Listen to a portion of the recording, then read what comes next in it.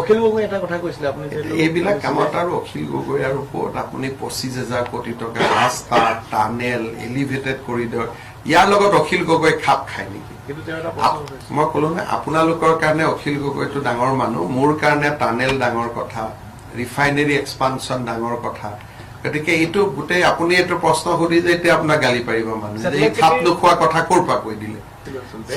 ইমান ডাঙৰ মানুহৰ কথা ইমান ভাল কথা মাজত নানিব। আপোনালোকৰ এটা ফেচিনেশ্যন আছে, এইটো আপোনালোকৰ লগত ৰাখক, মোৰতো ফেচিনেশ্যন নাই। গতিকে মই কিয় এইটোত পঢ়ো? এনেকুৱা ইণ্টাৰেষ্টটো মোৰ নাই। গতিকে আপোনালোকৰ ইণ্টাৰেষ্ট আছে, লগ পালে কথা বাৰ্তা পাতি থাকিব। মোৰতো তেওঁৰ প্ৰতি কোনো ফেচিনেশ্যন নাই। অখিল গগৈ এটা কথা কৈছিলে আপুনি এইবিলাক কামত আৰু অখিল গগৈৰ ওপৰত আপুনি 25,000 কোটি টকা ৰাস্তা টানেল এলিভেটেড কৰিডৰ ইয়াৰ লগত অখিল গগৈ খাপ খায় নেকি? মই কলো নে আপোনালোকৰ কাৰণে অখিল গগৈটো ডাঙৰ মানুহ, মোৰ কাৰণে টানেল ডাঙৰ কথা, ৰিফাইনেৰী এক্সপানশ্যন ডাঙৰ কথা।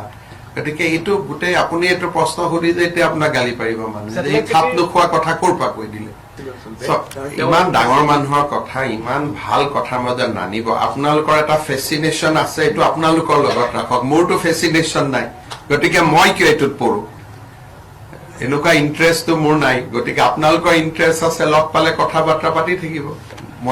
মোৰতো তেওঁৰ প্ৰতি কোনো ফেচিনেশ্যন নাই।